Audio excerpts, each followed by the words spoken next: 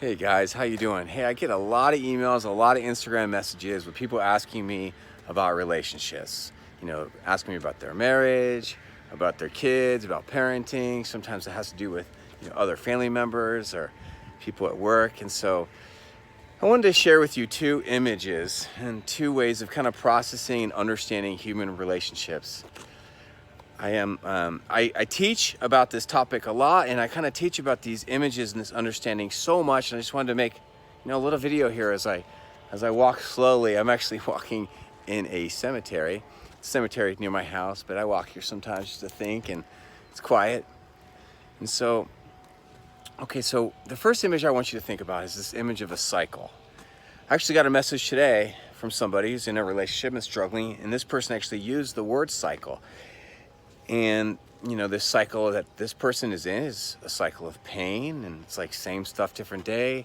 How do we break out of this? And I know a lot of people, they call me because that's kind of like what it feels like. I'm in this cycle with this person. It could be my kid or a spouse, and like it's so painful. It's like, how do we break out of this? And so contacting somebody, learning new tools, talking to somebody with an open mind is a great place to start. Because yes, you can, break out of an unhealthy cycle. A lot of psychologists and coaches like myself, we have different terms for these cycles. There can be such a thing as called a shame cycle. I call it a fear cycle. There's a lot of different ways to process, what is happening in painful human relationships. So the first image of this cycle that I want you to think about here is really there's four parts to every painful cycle. And the parts that we really concentrate on and think about the most are the parts of this cycle that I would call the reactions. Now, 4 parts means there's 2 and 2. Okay, the way this works is that, let's say I'm a part of this cycle. Something happens inside of me, and I get a button push. I feel emotional. I get an emotional feeling that I do not like feeling. That could be feeling uncared for, disrespected, unloved, unheard, misunderstood, attacked, labeled. I could feel, belittled. I could feel violated. I mean, the list of buttons, the list of feeling words is so big. Now, this is a really important part of how to break a cycle. Is first kind of studying yourself and understanding, hey, what is happening inside of me? When I work with middle school, high school, and college kids, I teach them about the rainbow of emotions that we have inside of us. So like when a high school kid says to me like, hey, what are you feeling? And they say mad or angry, I'm like, that's just kind of weak sauce. It's like, you're in high school, you can use a different word than angry. Like, what's really going on? Now, the reason why our students and our kids are struggling with getting in touch with our feelings is because, one, they don't have a class in that. We don't teach that in school. We don't teach emotional intelligence or emotional quotients or conflict resolution or management. But also because it's a parent's primary job is to teach emotional intelligence. And our generation is still really struggling with this. So how is a kid or a tween or a college student learn how to talk about their feelings or their buttons or find their words when they're not having a parent, mentor them in that or role model them in that? So 4 parts of the cycle. The first part here is, I have a button pushed. Next step would be I react. So now as you can see this image in your head, what's happening is like a half a circle of a quarter of a circle is happening. Okay, wow, that's really bright. And so now I have to choose, how am I going to handle this emotion, this button that gets pushed? I can either handle it well, handle myself maturely, handle conflict well, make a wise choice, or I can react. And just like there's a large list of buttons, there's a very large list of reactions. I can choose to react with avoidance, with people pleasing, with appeasing, with rescuing, with controlling, with yelling, with using a common parenting approach called command and control. I can react with shaming, passive aggressiveness, threats. I mean, the list is so big of how human beings can handle emotions in a negative way. I can self-medicate. I can shut it down. I can walk away. I can blame. Definitely a popular one is blame. Blame you for what I'm feeling and blame you for how I'm reacting. It's actually your fault. I wouldn't be doing this if it wasn't for you. Now, of course, anytime you react to somebody, it's probably going to push their buttons. People don't like it when we do those things. Okay, so now we're at step 3 of the cycle. Now someone else is getting their buttons pushed, and now they have to make a choice.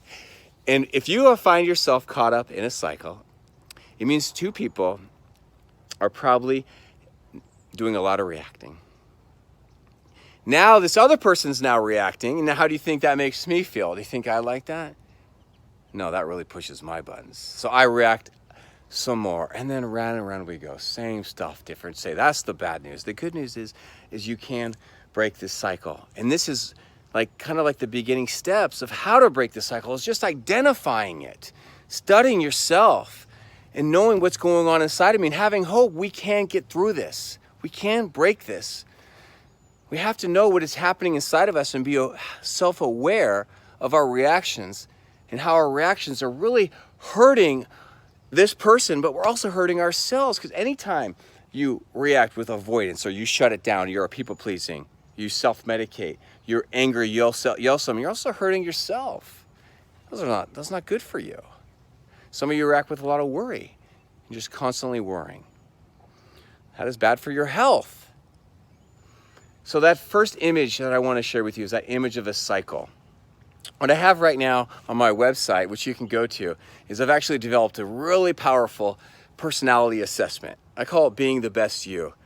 And we've given this to our clients like all around the country, and it's just a powerful way of understanding your cycle, your buttons, and your reactions.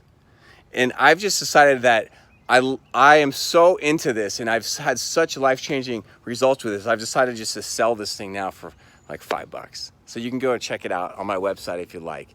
And if you do, you can send me a message and tell me, what your results were, and I'll respond back to you.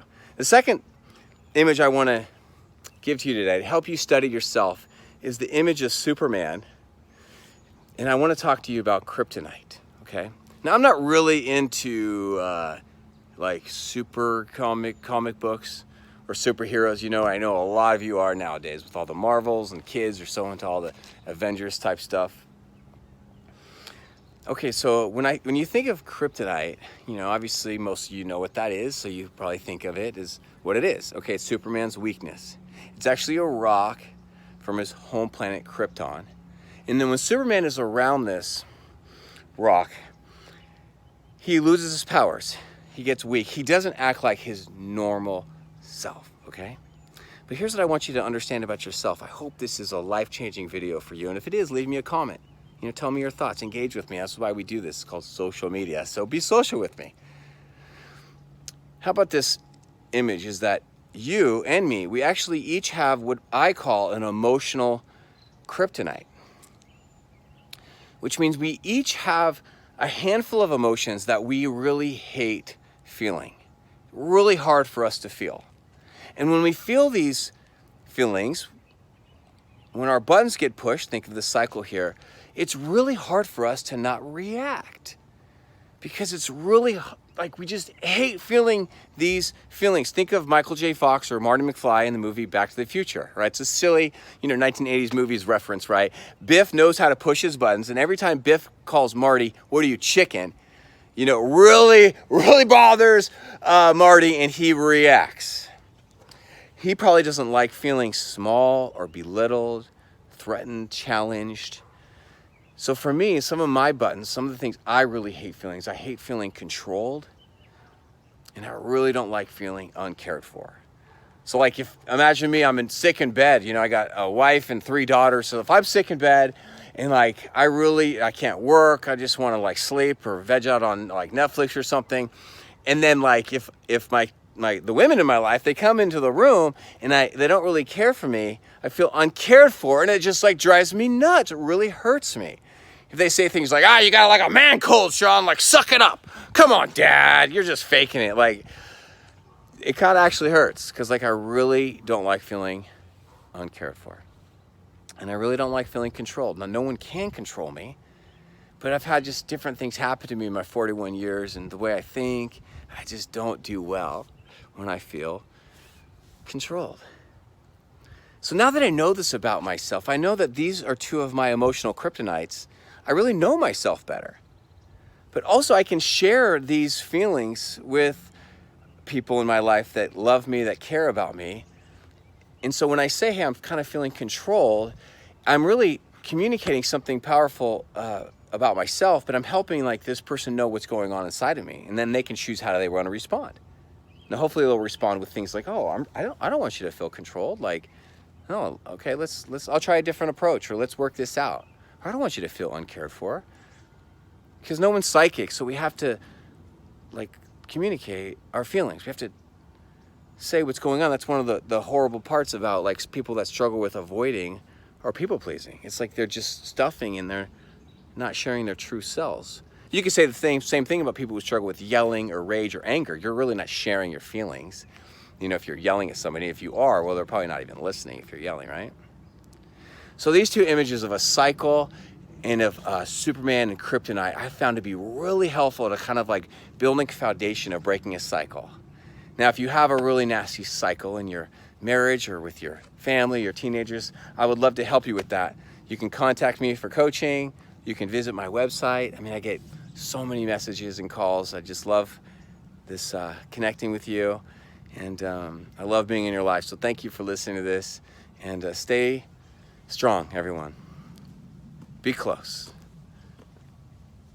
And teach wisdom. I'll see you next time.